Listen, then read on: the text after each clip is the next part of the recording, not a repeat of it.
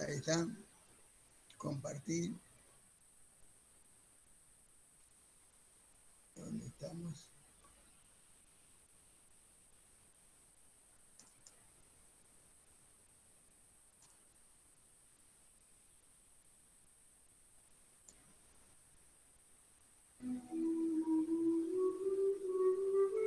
Jorge, Sí. no se puso el presentar ahora. A ver. No es cierto, una yo voy con esto. Compartir. No.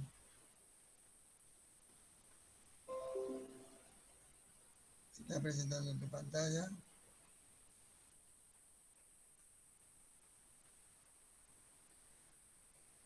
Bueno, acá. Ahí está. Ahora. Opa. ¿Por qué no puedo acertar una yo con esto? Ah, recién estabas compartiendo y ahora ya no. Ahora. Ahí está, compartir. Ahí. Puse compartir. Ahí, ahí estamos viendo ya. Ahora sí. Ahí Antes está. de ponerlo, Sí. pone ocultar ahí abajo. Así después no se corta. Ahí está.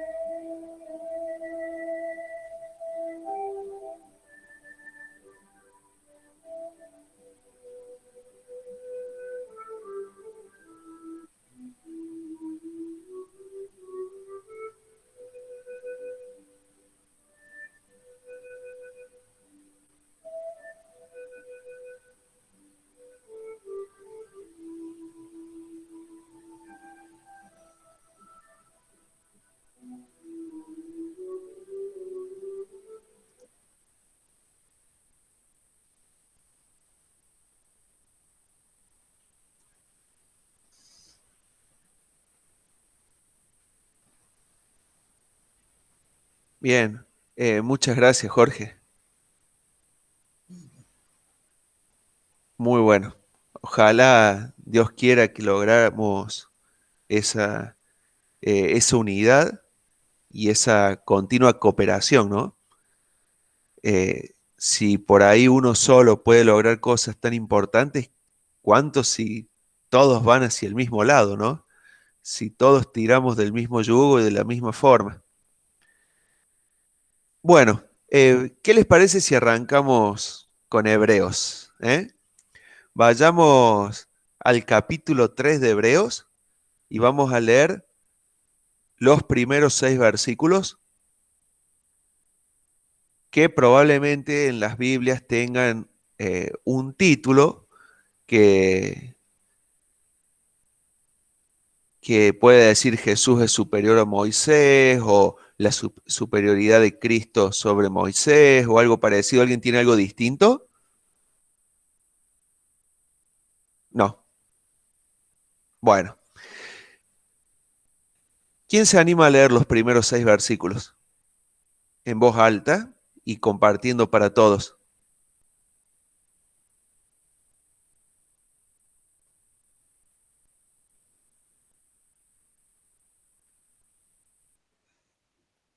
Por tanto, hermanos santos, participantes del llamamiento celestial, considerad al apóstol y sumo sacerdote de nuestra profesión, Cristo Jesús, el cual es fiel al que le constituyó, como también lo fue Moisés en toda la casa de Dios, porque de tanto mayor gloria que Moisés es estimado digno cuanto tiene mayor honra que la casa el que la hizo, porque toda casa es hecha por alguno, pero el que hizo todas las cosas es Dios.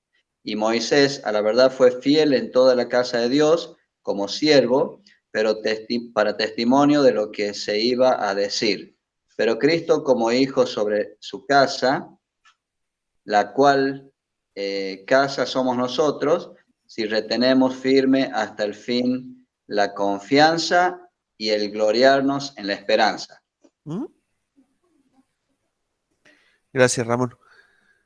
Bueno, entonces acá venimos en vieron en el programa a través de la Biblia de la BBN, le llaman el autobús bíblico, como que nosotros estamos haciendo un recorrido también con este autobús bíblico y estamos transitando el libro de Hebreos y estamos transitando caminos por ahí rectos, por ahí sinuosos, con hermosos paisajes, pero sobre todo viendo un panorama y una aventura que nos va llevando no solamente a través de este libro, sino de toda la Biblia, porque continuamente nos tenemos que ir remontando hacia toda la Biblia y también hacia todas las épocas, ¿no? Y esta parte, este pasaje, justamente nos lleva hacia la antigüedad, la época en que se adoraba en el templo, en la época que se adoraba en el tabernáculo y en la época que todavía no existía, al menos en la tierra, el tabernáculo. Por eso es un recorrido tan impresionante, tan alucinante como se decía antes. Empieza diciendo, por tanto, hermanos santos, participantes del llamamiento celestial. Qué manera de ver características, ¿no? O adjetivos para mencionar a los destinatarios de este libro. Acá el escritor está diciendo, hermanos santos. Y según dice, esta frase, tal cual en el original, figura en 2 lugares nomás en la Biblia. Acá y en Primera Tesalonicenses capítulo 5, versículo 27. Hermanos santos o santos hermanos. A ver, un hermano santo de ustedes que me diga qué significa hermano y otro qué significa santo. Así vamos poniéndonos a tono, ¿no? Y preparándonos para ir viendo palabra por palabra. A ver, ¿qué significa hermanos? Somos hijos del mismo padre. Bien, un hijo del mismo padre. Y puntualmente acá,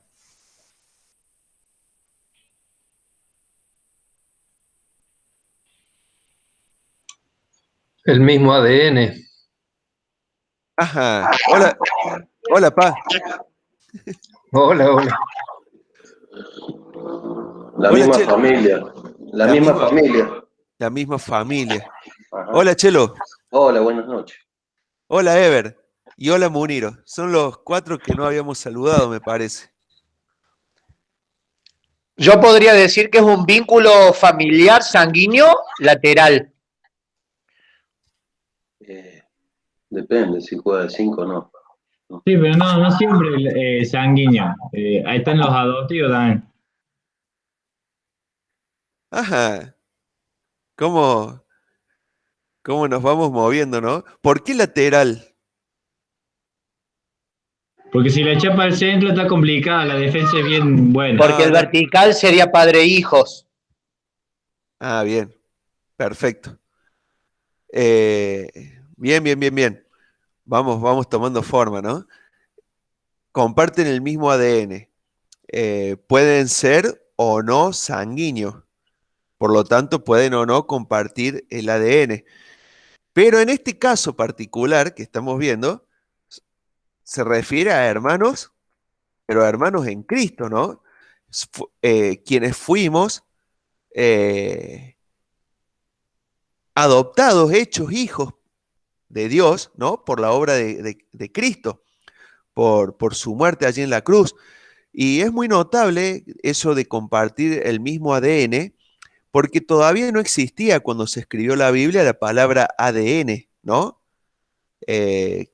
Si mal no recuerdo de cuando lo estudié alguna vez, el ácido desoxirribonucleico, todavía no había sido descubierto por la ciencia, pero obviamente Dios conocía sobre esto, y Él en la Biblia no le llama ADN, pero sí le llama simiente, ¿no? Sí le llama simiente. Entonces nosotros cuando reconocemos a Jesús como nuestro Salvador, somos una nueva simiente de nuestro Padre Celestial. Por lo tanto, tenemos un nuevo ADN. Por eso, nueva criatura somos, dice la Biblia. Y ya no es de la simiente corruptible, sino de la simiente incorruptible. Por lo tanto, no es del ADN corruptible, sino incorruptible. Y desde ese punto de vista, parándonos ahí, compartimos entre nosotros, los que estamos acá, una misma simiente, porque de un mismo Padre que nos dio una nueva vida en Cristo, una vida eterna. Por eso, con tanta libertad y sin miedo a equivocarnos, podemos llamarnos hermanos. Muy bien, todo lo que fueron diciendo. Fuimos adoptados, fuimos creados con un mismo ADN y compartimos esto de la horizontalidad o esto de la lateralidad, un mismo futuro con una misma y justa herencia, bueno, que también mirando hacia adelante nos da paz y tranquilidad de que nuestro Padre justo también nos va a dar la herencia. La herencia, la misma sangre, tal cual, la misma sangre. En la sangre está la cadena del ADN y está la vida, ¿no? Y la sangre de Cristo que nos limpió de todos nuestros pecados. Por lo tanto, al tener la misma herencia, también incorruptible, también incorruptible. Por lo tanto, es muy notable esto, una simiente incorruptible, porque todos los que dicen que la salvación se pierde, entonces tendríamos una simiente corruptible en ese caso, porque nos corrompería el pecado a nosotros y nos quitaría ese privilegio. Así también la herencia es incorruptible y nada nos puede alejar ni separar de todo lo que el Señor preparó para nosotros. Pero no solo dice hermanos, sino que dice santos. ¿Y qué es eso?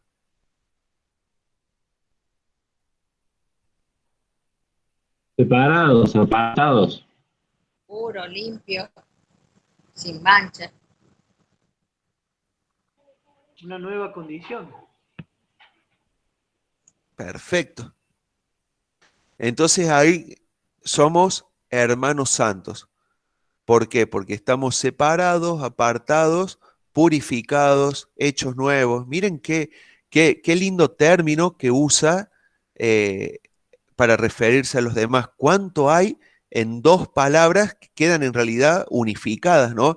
Porque no, si bien nosotros las separamos para explicarlas, uniéndolas, hermanos santos, como que todavía queda más fuerte todavía, porque habla del vínculo del escritor con nosotros, a pesar de que pasaron miles de años, 2000 años para ser más exacto, a pesar de que pasaron 2000 años, nos une algo, y somos hermanos, somos tan hermanos nosotros como lo fue Pablo de Pedro o como lo fue el apóstol Santiago de Lucas o de Timoteo, ¿eh? Qué lindo, ¿no? Qué maravilla esto que el Señor preparó para nosotros. Después sigue diciendo, fíjense hasta qué profundidad podemos llegar acá, ¿no?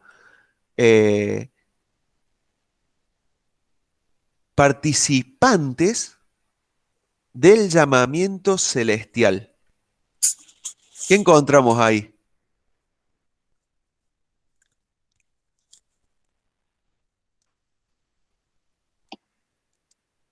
Un propósito, una intención de parte de Dios hacia nosotros. Una vida con propósito. Bien, un propósito. ¿Qué más? Una profesión, podría decir también. Después se usa esa palabra también, profesión. ¿Eh? ¿Qué otra cosa podemos sacar de ahí? ¿Me podés dar la cita que como entré tarde no sé bien dónde están? Hebreos 3:1. La quinta palabra del versículo. A ver, ¿quieren que desglosemos más todavía? Participantes. Vamos viendo así por parte. Participantes. Es como un programa de TV que el centro de todo son los participantes, ¿no? En esos programas de preguntas y respuestas, el centro del programa es el participante. Por lo tanto, podemos ya ahí ver que nosotros, como decía el Chelo, hay un llamado que habla de un propósito, pero también habla eh, de que somos el centro, somos parte de este llamado y parte importante, participante, viene justamente de ser parte, ¿no? Y cada uno de nosotros somos parte de esto, así como somos hermanos, los hijos son parte importante de,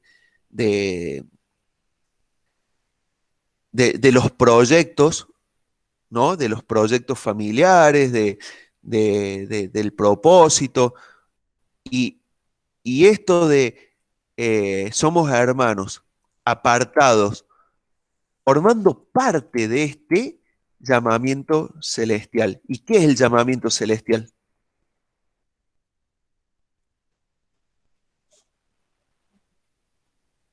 ¿Se acuerdan que Pablo decía, prosigo a la meta, al premio del supremo llamamiento? ¿No? ¿Se acuerdan? Como el que estaba corriendo la carrera y corría rápido para llegar a la meta y recibir el premio del supremo llamamiento. Y varias veces habla de un llamamiento acá en Hebreos que seguramente lo veremos más adelante. Pero ¿qué vendría a ser el llamamiento celestial? El llamamiento de Dios para ser suyo, hijo suyo. Bien. Y ahí entraría lo que dijo el Chelo del propósito, ¿no? En parte. También podemos decir que hemos sido sacados de las tinieblas y puestos en su luz admirable en este llamamiento. Llamados a su luz admirable. Perfecto. ¿Qué más? En la Biblia que tengo yo, en vez de llamamiento, habla de vocación celestial. Y buscando la palabra vocación significa llamada o inspiración que una persona siente para llevar una forma de vida. Mira vos. Entonces, llamados a qué sería ahí. ¿Cuál sería el llamamiento celestial también? Esto podrá incluir también de que nosotros hemos sido elegidos aún antes de ser concebidos. También podrá incluir el llamamiento este. Lo hago como pregunta más que como afirmación. Sí, también. No lo había considerado de esa forma, pero el llamamiento de Dios obviamente apunta a eso que escuchamos es nosotros en el momento que lo reconocimos como nuestro Salvador y Señor y respondimos a ese llamado, ¿no?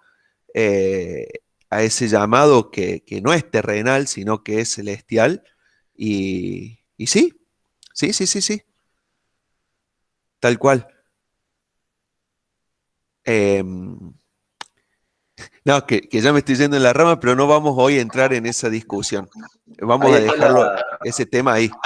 ahí está lo que dice Darío, está la idea de Jeremías, también ahí en el 1.5 de Jeremías, Sí. que dice que fue apartado para ser profeta para las naciones, antes que formase en el vientre de su madre, ya el Señor lo había escogido y elegido antes de que naciera. Sí, tal cual. Sí, Ara, es que es así, no queda vuelta que darle. El Señor, ahora yo decía no quería meterme en terreno escabroso con este tema de la predestinación, ¿no? Veo que se captó la indirecta, pero es así, el Señor nos escogió y el Señor trazó todo un plan y un propósito en el cual nosotros podemos o no escuchar, recibir ese llamado, que ahí es donde difiero para los que presentan esa teoría o la doctrina, mejor dicho, de la predestinación, ¿no? Que siempre está el que responde y el que no responde al llamado.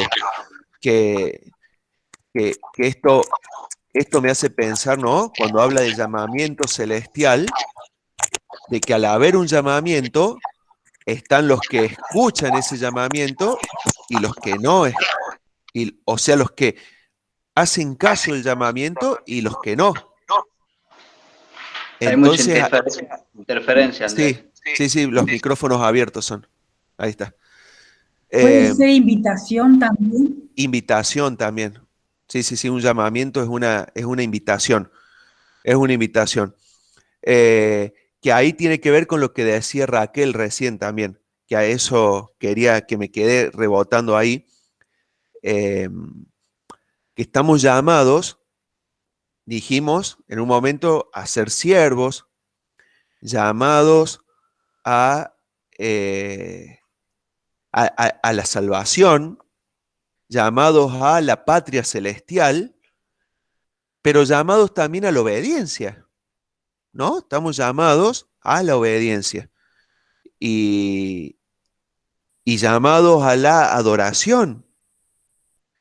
Y todo eso forma parte son diferentes llamados, llamados a la santidad, llamados a la predicación. Hermanos, estamos llamados a transmitir las buenas nuevas de salvación.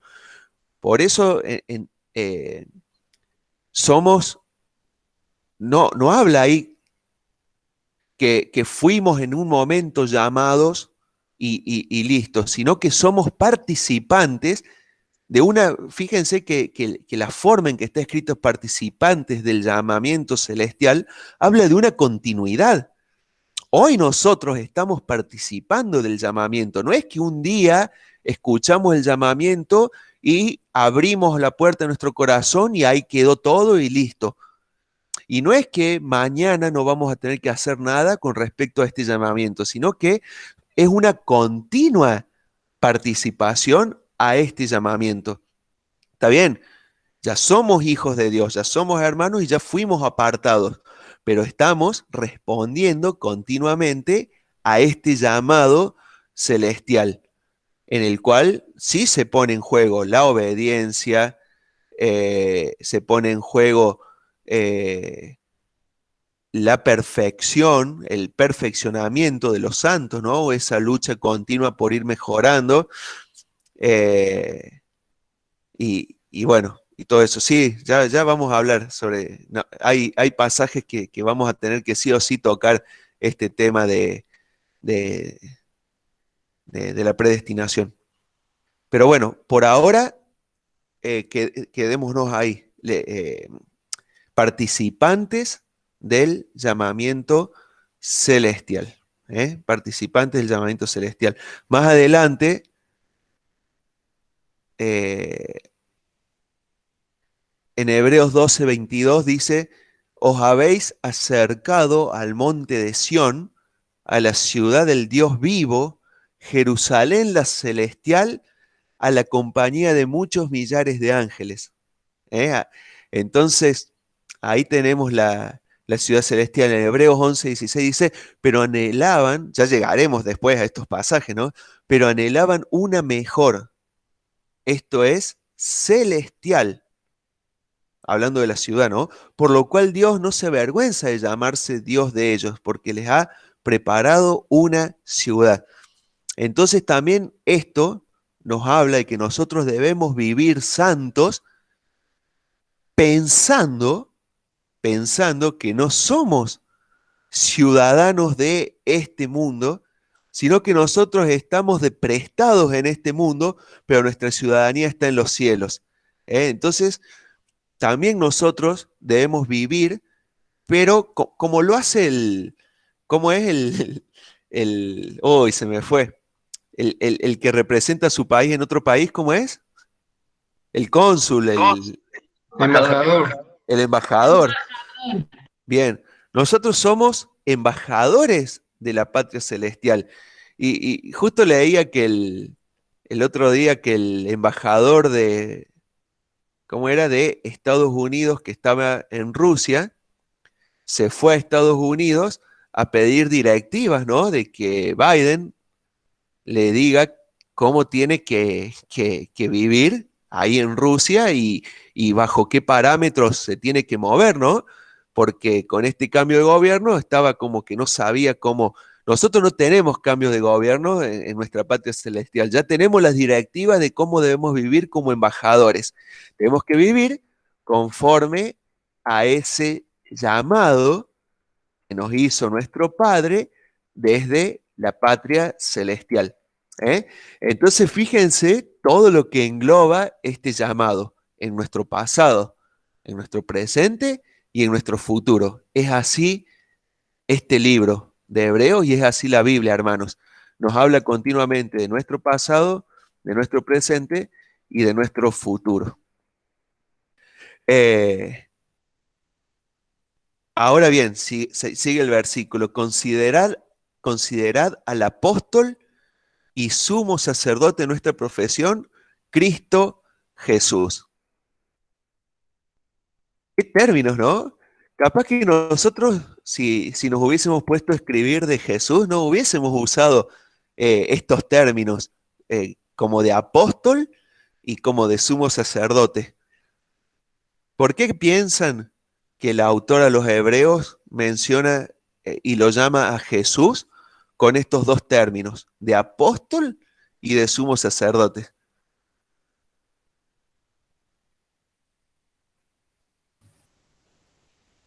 Porque es un enviado de Dios. Bien, la palabra apóstol significa justamente enviado. ¿Y sumo sacerdote? Yo lo que puedo llegar a entender es como que sumo sacerdote era para los judíos que recibían a Cristo y la máxima autoridad que ellos tenían era el sumo sacerdote.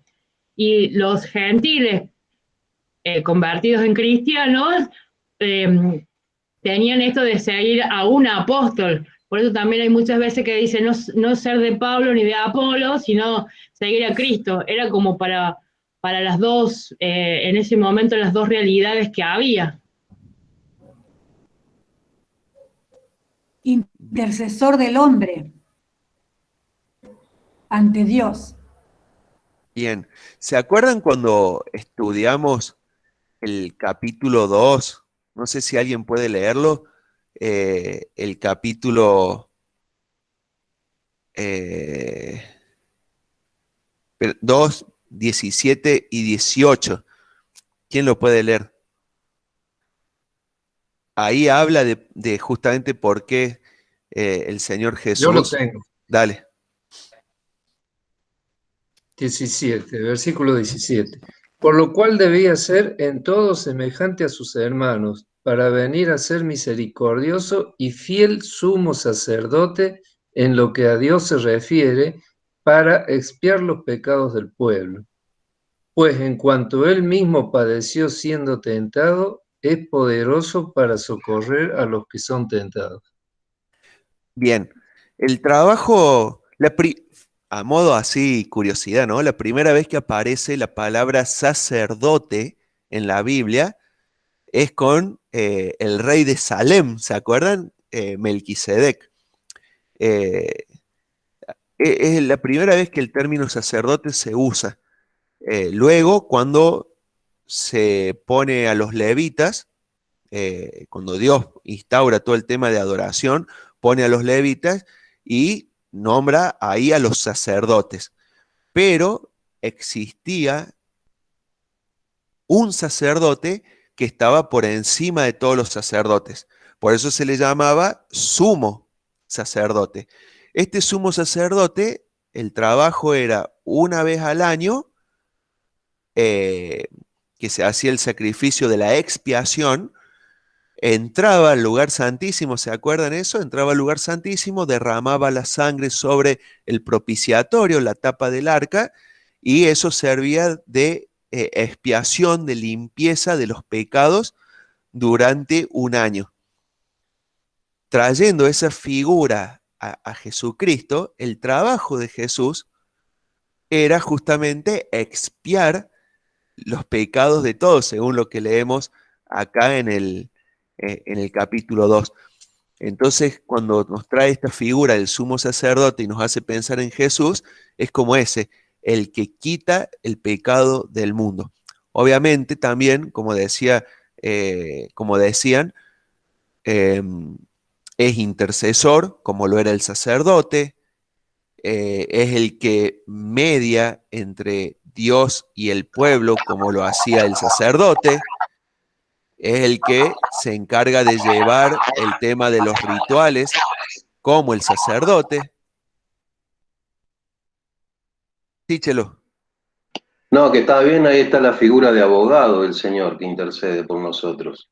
O sea, más allá de también de lo que están hablando el sumo sacerdote. O sea, el Señor sigue todavía ejerciendo eso, ¿no? Sigue intercediendo por nosotros y obviamente que cuando confesamos sinceramente nuestros pecados, eso es lo que hace el Señor, ¿no? Tal cual. Y bueno, más adelante en un montón de pasajes, de Hebreo, habla de esto, del trabajo o la profesión de sumo sacerdote de Cristo. ¿Sabés, Andrés, que, disculpa, estaba mirando la concordancia y hay 3 versículos, por lo menos en la Biblia que yo tengo, que aparece la palabra llamamiento, pero llamar hay muchísimos, uno, el llamamiento está en Romanos 11:29, Filipenses 3:14 y segunda de Tesalonicenses 1:11. Bueno, ahí habla de que tiene que ver con esto que estaba hablando vos al principio, de los dones, que son irrevocables, y el llamamiento de Dios también. Tal cual. Un versículo clave en esto que les va a gustar a muchos es Romanos 8:30, que habla sobre a los que predestinó, a estos también llamó, y a los que llamó, a estos también justificó, y a los que justificó, a estos también glorificó. Es toda esa línea que bien menciona Chelo, que lleva el Señor y que continuamente, vieron que dice que no descansa, ¿no? Que ni el Padre ni Él descansan. Y bueno, es justamente esto que vos decís, esta continuidad también. Y hay otra palabra que está ahí, más allá del llamamiento, porque nos llaman, nos habla este versículo primero de el llamado, pero también de considerar, de considerar, dice considerad. ¿Eso qué significa? Miren acá, dice, miren acá, miren a Jesús, ¿eh? No se desvíe la mirada. Piensen en esto. Jesús es el apóstol, Jesús es el sumo sacerdote de nuestra profesión. Ahora, ahí también viene la clave, ¿no? Porque está hablando de nuestra profesión. ¿Y cuál es nuestra profesión?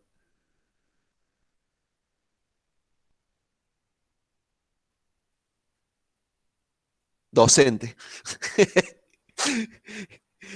Jubilado.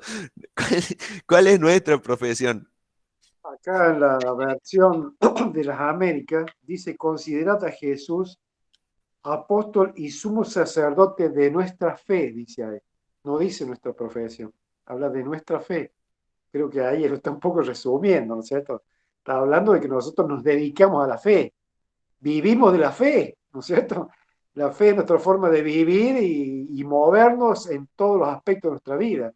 Creo que está bien la traducción de las Américas ahí se pasa.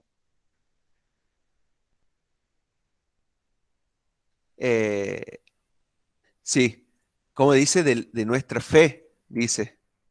De nuestra fe, dice. Bueno, Somos sacerdote de nuestra fe, no dice nuestra profesión. claro, porque nosotros hoy usamos la palabra profesión para referir al resultado de nuestros estudios o a lo que uno se dedica, ¿no? Pero el hecho de la profesión es de lo que uno profesa.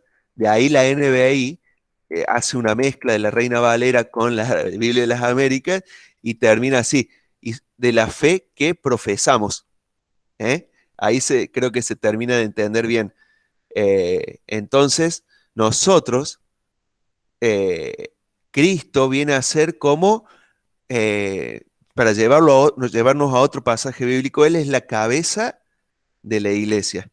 Entonces, lo que nosotros hablamos tiene que ser, lo que nosotros profesamos, lo que nosotros vivimos, tiene que ser dirigido por nuestro cerebro, nuestra cabeza, que es el Señor Jesús. Entonces, vamos a terminar parafraseando el versículo según todas las cosas que fuimos sacando. Sería así: hermanos, hijos de Dios, limpiados con la sangre de Jesucristo y apartados para servirle, obedecerle, ser salvos, ser representantes del cielo, profesando su fe a través de su boca, a través de sus acciones. No dejes de mirar a Jesús como el enviado de Dios, pero como tu cabeza, como tu guía, como tu sumo sacerdote. ¿Se entiende? Más o menos esa es la idea del versículo. Pero qué manera de traernos cosas para pensar. Cristo Jesús es el centro, el cual, dice el versículo 2, es fiel al que le constituyó.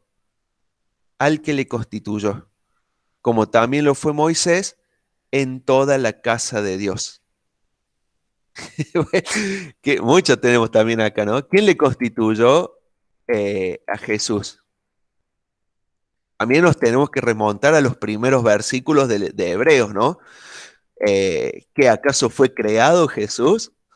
Estamos hablando del Jesús hombre acá, ¿no? Del Jesús hombre, que fue constituido así, y fue obediente, y cumplió su propósito, y fue el enviado, ¿no? Todo eso que veníamos antes. Y fue fiel al que le envió. Esto es al Padre. ¿Estamos de acuerdo ahí?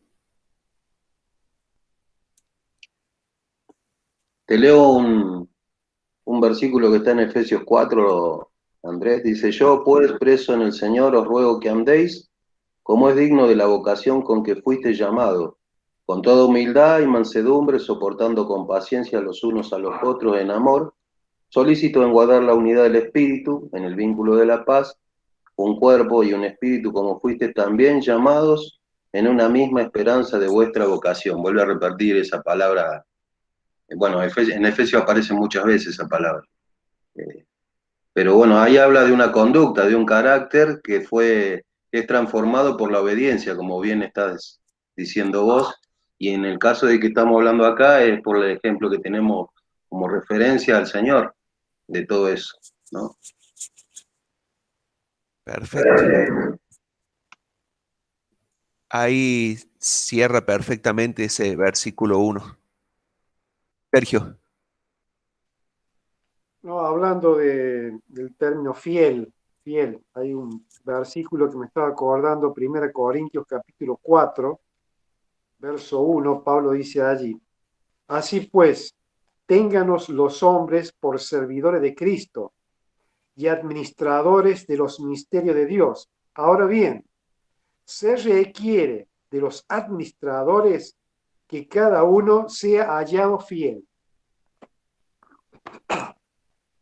O sea, el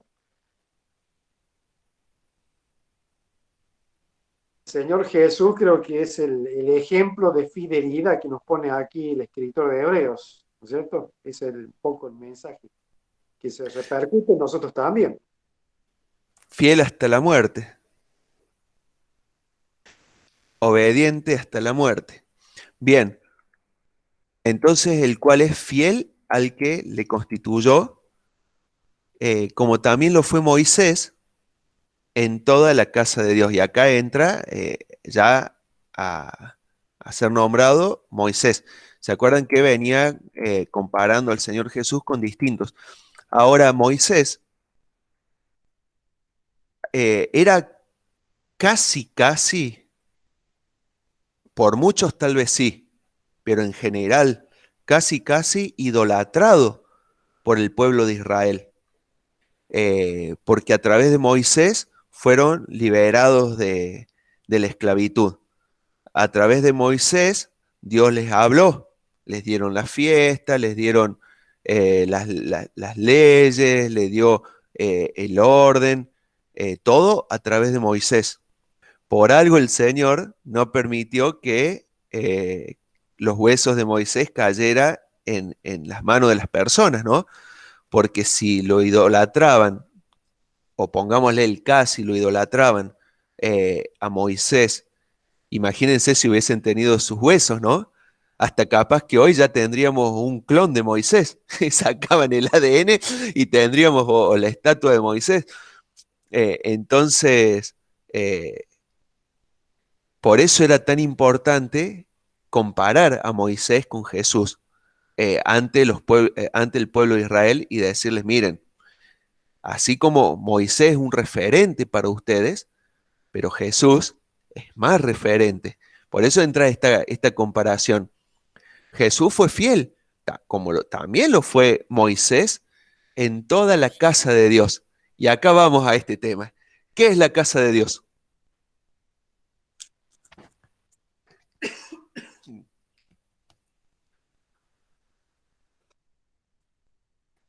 De la emoción.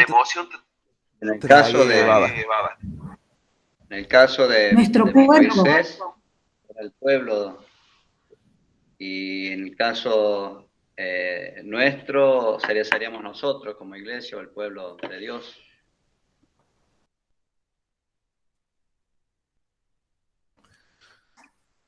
¿Qué le respondemos a Ramón?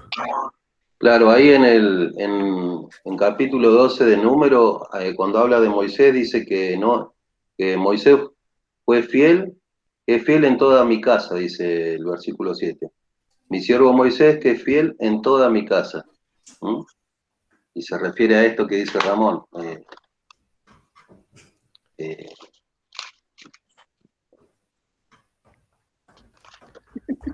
También está refiriendo allí al ámbito donde Dios gobierna, donde Él ejerce señorío, control, dominio.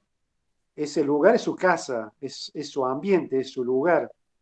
Y lógicamente los que participan de ese ambiente son su pueblo, en el caso del pueblo de Israel, y en el caso de la iglesia son sus hijos, ¿no es cierto? La casa de Dios y la iglesia actual.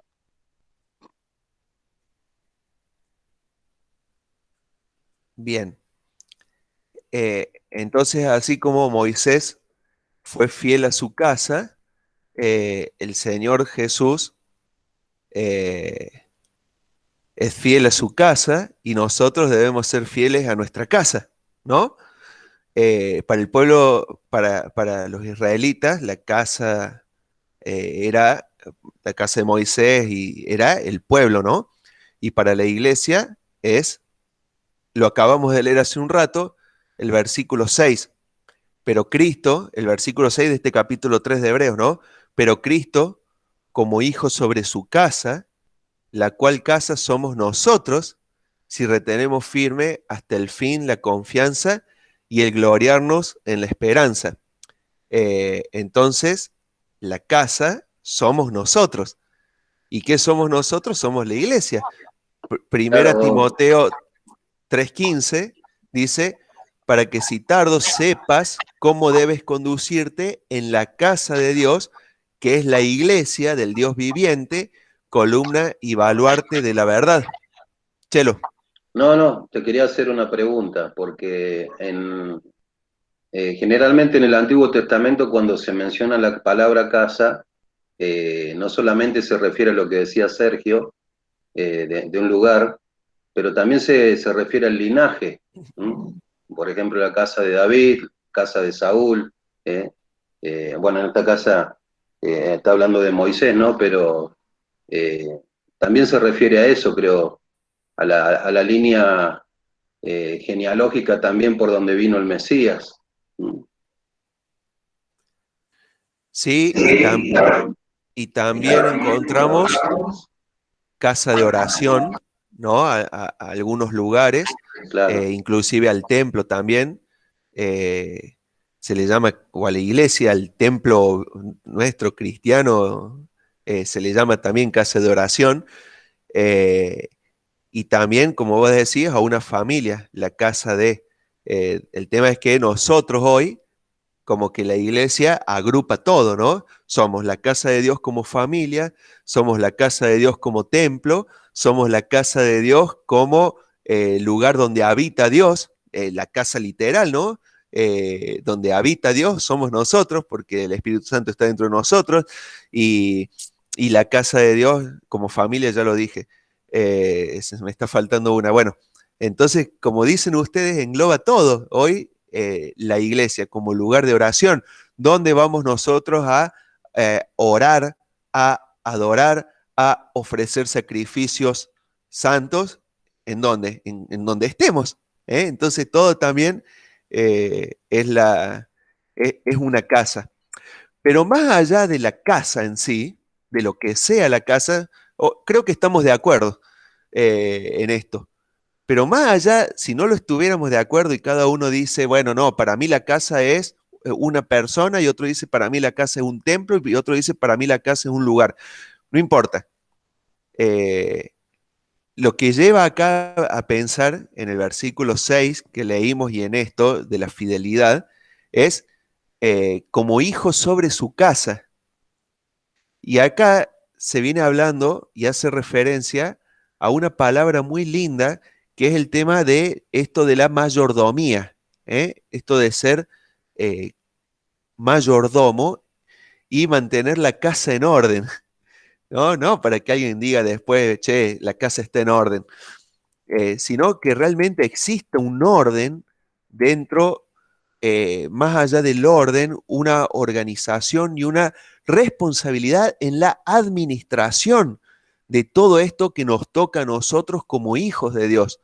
Porque así como fue fiel Jesús, como fue fiel Moisés, nosotros debemos ser fieles en esto que tenemos nosotros para administrar. ¿Y qué es? ¿Qué es? La palabra de Dios. Debemos ser fieles en administrar la palabra de Dios. Nuestra vida, nuestros recursos, nuestra congregación, nuestros hermanos, debemos ser fieles administradores de todo lo que Dios nos entrega en nuestras manos. Sergio. Sí, me estaba acordando para poner un ejemplo de todo esto, y casualmente hablando de administración, que es el caso de José.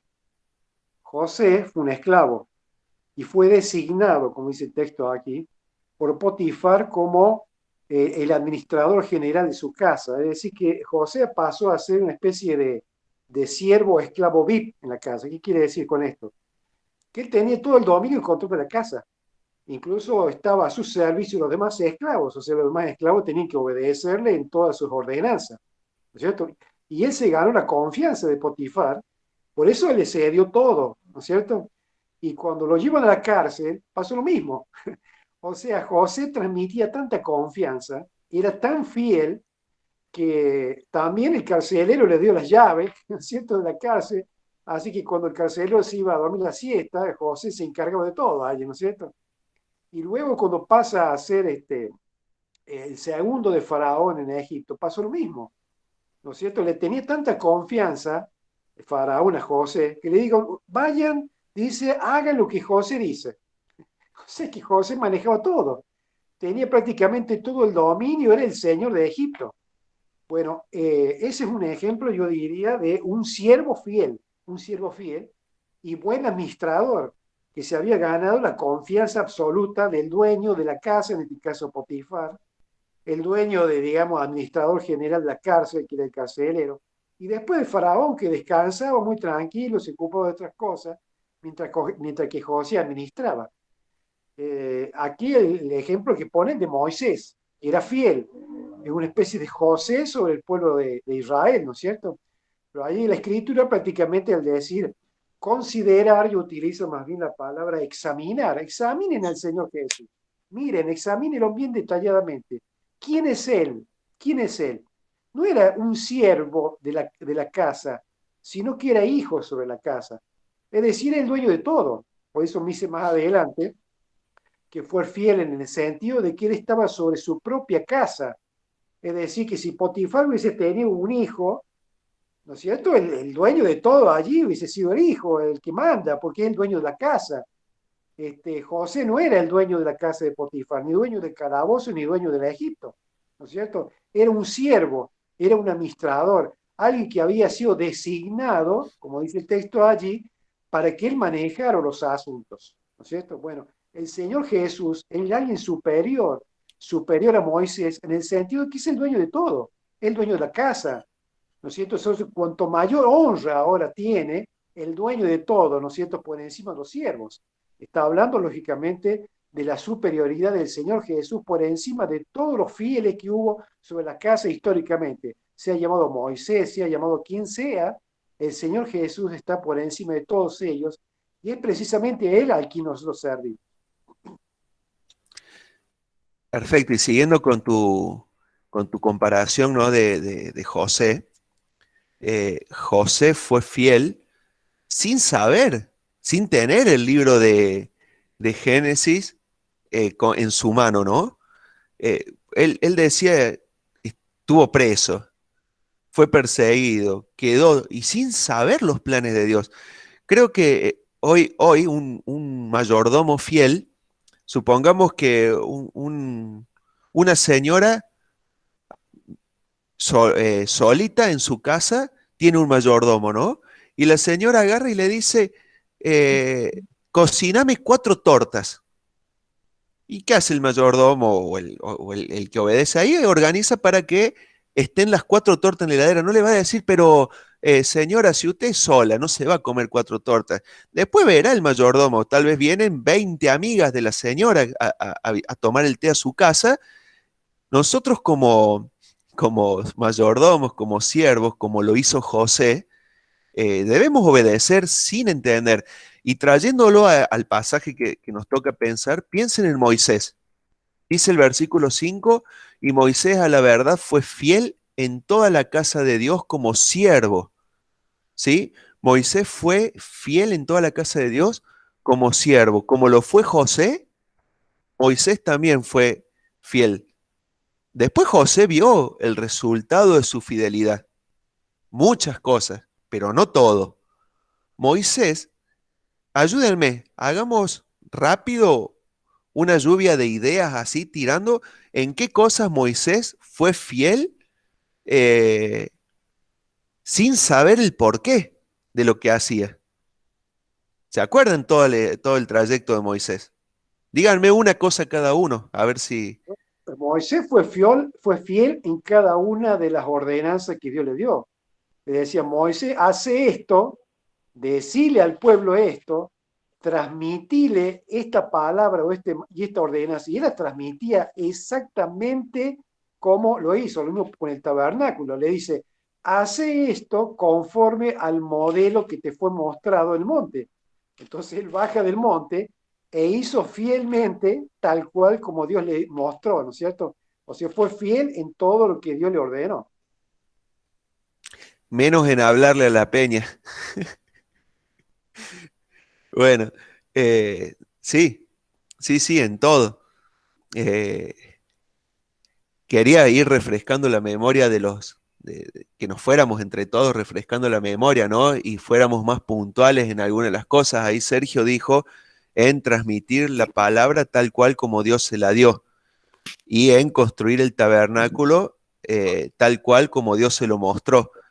¿En qué más? Previo a la salida de Egipto, fue fiel en cumplir ante el faraón las sentencias y los problemas y las situaciones que se creaban, y Dios endurecía el corazón de faraón, no dejaba salir igual. Pero padeció el pueblo de Egipto y el pueblo de Israel fue guardado por el Señor, gracias a la fidelidad como actuó Moisés en un lado y en otro, para con su pueblo y para con ante Faraón las cosas que tuvo que decir. Las plagas. Impresionante Moisés, ¿no? En un comienzo fue fiel a todo lo que la mamá le enseñó. Tal cual, también. Sí. La mamá barra nodriza. También por la fe que él tuvo, porque dice que hecho ya grande, dice ahí en Hebreos, rehusó llamarse hijo de la hija de Faraón, escogiendo antes ser maltratado con el pueblo de Dios y de gozar los deleites temporales del pecado. Eso también habla de su fidelidad a Dios, de que él pudo haber elegido llevar una vida cómoda, entre comillas, o prestigiosa, y decidió otra cosa, ¿no? Todo por pérdida, como decía Pablo, ¿no? Lo vio todo como vano, el poder, todo eso. ¿Ven? En todo lo que Moisés fue fiel. ¿Saben lo que es? Yo me puse a... Sí, no sé, Luciano, Leti. No, que quería compartir también el punto de vista del Marce, acerca de tener fe. El versículo de Hebreos, de que también en el transcurso de que iba caminando en sus 40 años por el desierto, iba realizando obras por fe también, o sea, lo que el Señor le decía, pero por fe obedecía y se iba cumpliendo. Sí, yo pensaba en esto. ¿Saben lo que es matar miles? No se me cortó, ¿no? No, acá se bien. escucha perfecto. Bien, porque los veía todos quietitos, pero debe ser que está regulando. ¿Saben lo que debería ser para Moisés, para los levitas, para los sacerdotes, ¿no? Matar miles de animales al año, derramar su sangre, cumplir los rituales sin entender del todo de qué se trataba eso, tanta sangre derramada, sin llegar a entender cómo era ese tema, la fe que requería el cumplir la voluntad de Dios, ¿no? El mancharse la sangre, el romper las vestiduras para hacer referencia a Jesús, pero sin ellos saberlo. Hoy nosotros, cuando ya tenemos terminada, concluida la Biblia, logramos entender gran parte de lo que ellos no entendían, ellos por fe lo hacían. Y hoy nosotros podemos ver ya como más el cuadro más completo y podemos ver que apuntaban a Jesucristo, pero cuánta fe por parte de Moisés el haber mandado cosas que decía, y qué bárbaro, es increíble eso. Por eso dice para testimonio, versículo 5, ¿no? De lo que se iba a decir, para testimonio de lo que se iba a decir. O la NBI, que habíamos mencionado, dice, para testimonio de lo que Dios diría en el futuro también. Entonces Moisés fue un fiel administrador, un fiel siervo de la casa de Dios, para que todos los que nosotros veníamos después pudiéramos entender el plan de Dios para nuestra salvación, para salvación de la humanidad. Volviendo a unos versículos, para terminar ya con esto, dice el versículo 3, de hecho Jesús ha sido estimado digno de mayor honor que Moisés, así como el constructor de una casa recibe mayor honor que la casa misma, porque toda casa tiene su constructor, pero el constructor de todo es Dios. Entonces, uno puede decir, che, qué lindo esto, pero ¿cómo hicieron para construirlo? ¿No? Cuando fui a conocer el puente que hicieron, el puente nuevo cruzando el San Roque, o ya que hablamos del San Roque, ver el embudo, el paredón, uno dice, qué maravilla esta obra, pero qué bárbaro los que la diseñaron, ¿no? Qué bárbaro los constructores o la cabeza de Vialén Macé. Viendo la iglesia, no sé quién habló, viendo la iglesia, uno dice, qué bárbaro el edificador de la iglesia, la obra que él realizó, y muchos pueden decir, qué maravilla cómo Moisés cuidó al pueblo, pero ¿quién estaba por delante de Moisés? ¿Quién estaba arriba de Moisés? ¿Quién estaba trazando el plan de salvación de la humanidad?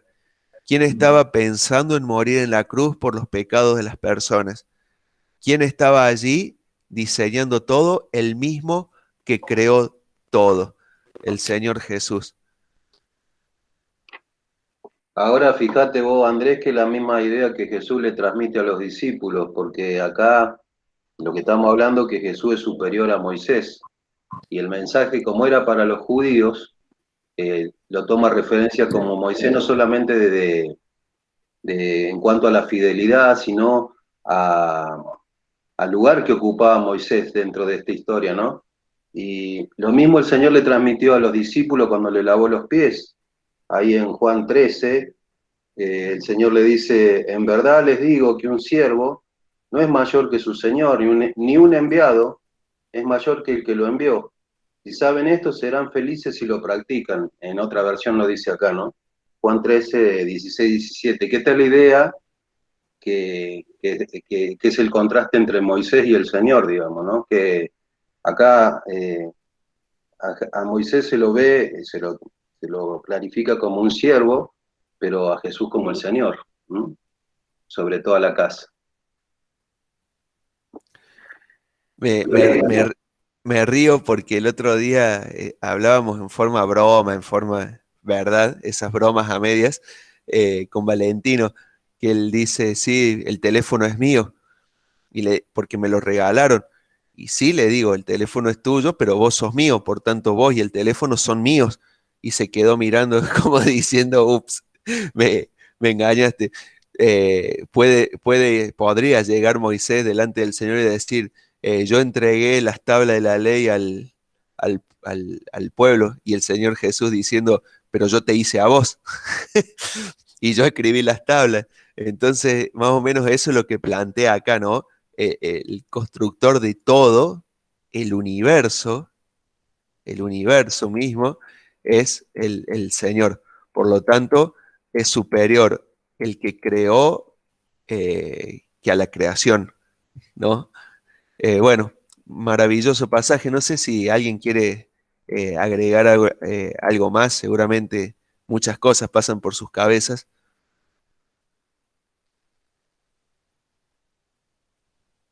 Tengo congelada la pantalla, así que yo por fe creo que están ahí ustedes, pero...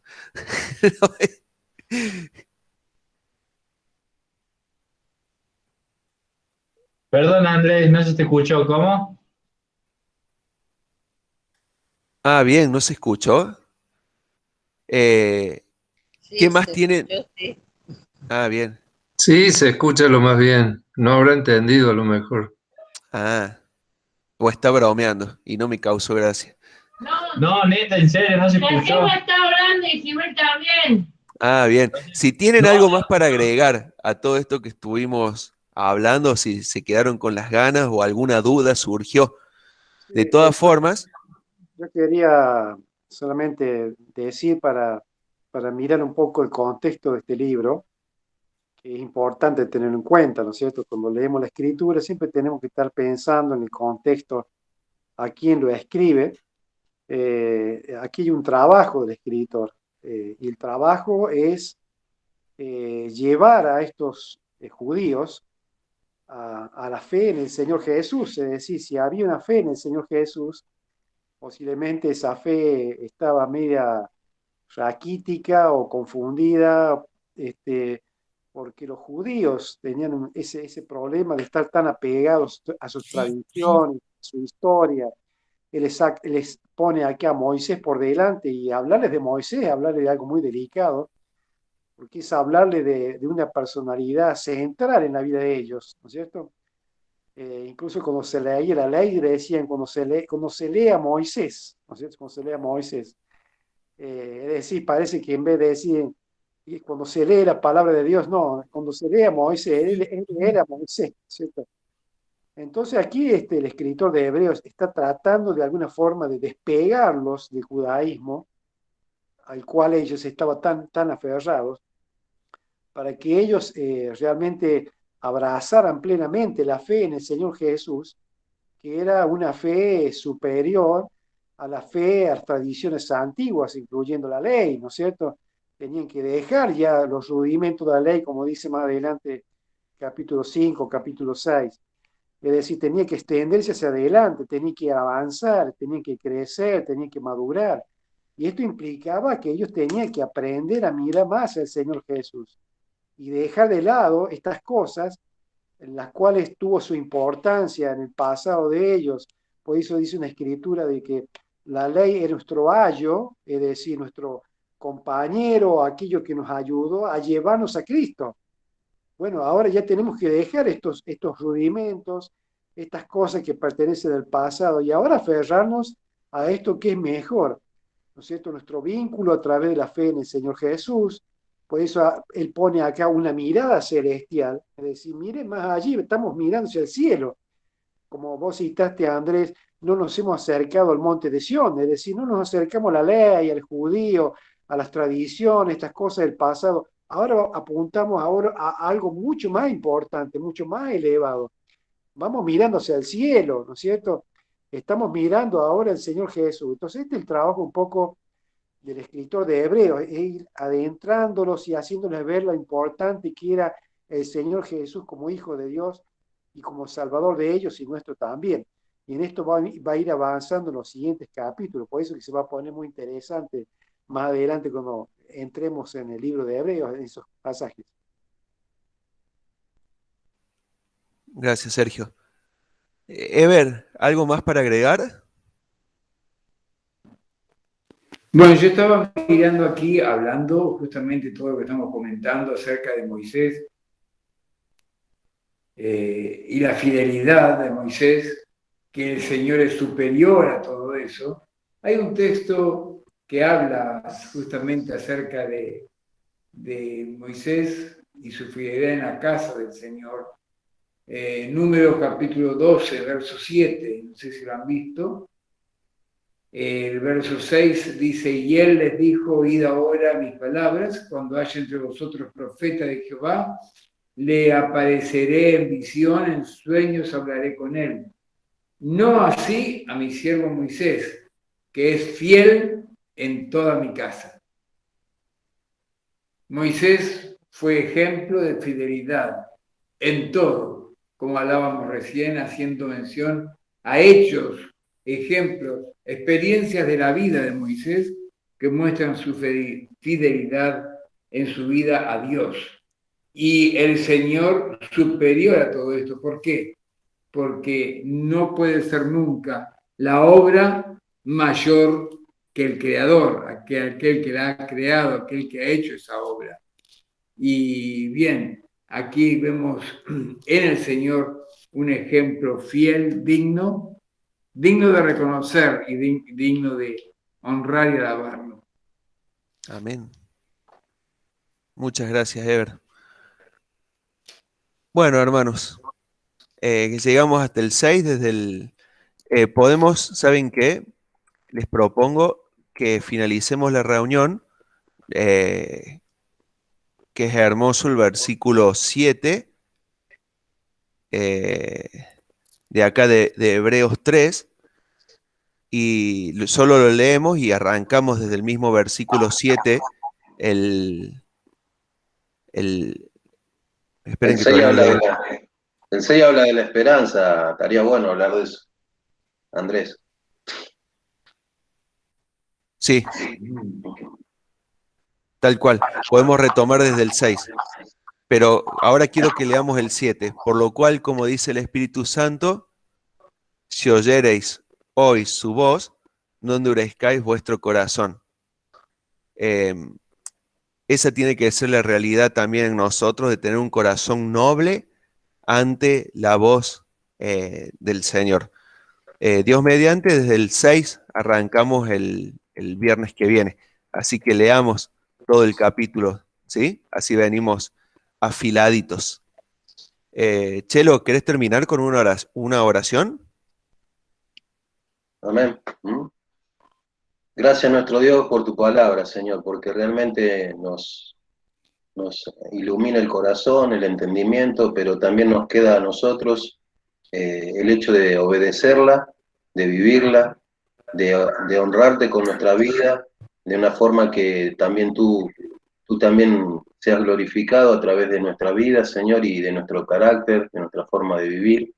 Queremos agradecerte por esta carta, Señor, y queremos seguir teniendo un corazón enseñable, un corazón sensible a tu voz, como hemos escuchado recién, y pedimos que tu Espíritu Santo nos ayude, Señor, en eso. Te rogamos que nos sigas guiando y que bendigas tu palabra en cada uno de nuestros corazones, Señor. Te damos las gracias en el nombre de Jesús y te pedimos que bendigas a cada uno de nuestros hermanos, los que están aquí y los que no se han podido conectar. Rogamos por tu iglesia para que tú también estés asistiéndola, Señor, y en las necesidades que cada uno de nuestros hermanos tenga, Padre. Alabamos tu nombre y te damos las gracias en el nombre de Cristo Jesús. Amén. Amén. Bueno, mañana a las 10:30 de la mañana tenemos la hora feliz acá mismo, así que les agradecemos si nos acompañan en oración. Mañana a las 5 de la tarde los adolescentes se juntan en la iglesia también. Sigamos orando por ese hermoso grupo que hay. Y el domingo 10 de la mañana, reunión presencial y transmitida a través de esta plataforma virtual también. Estaremos estudiando, Dios mediante, el libro del profeta Amós, así que van a estar bienvenidos, serán bienvenidos para participar también. Hermanos, nos podemos saludar. Me despido yo, que me están esperando. Cariño chao, Eli. para todos, hermanos. Chao. Buen provecho. Chao, Eli. Chao. Bueno, de paso yo también me despido. Chao, buenas noches. Chao, buen provecho. Che, pa. Oh, se fue. ¿Estás en Cuesta? No, estoy en casa. Ya vine. Tarde vine. Chao. Chao. Hoy tuvimos nuestro, falleció uno, Daniel Vidal, que yo te había comentado que estaba muy enfermo.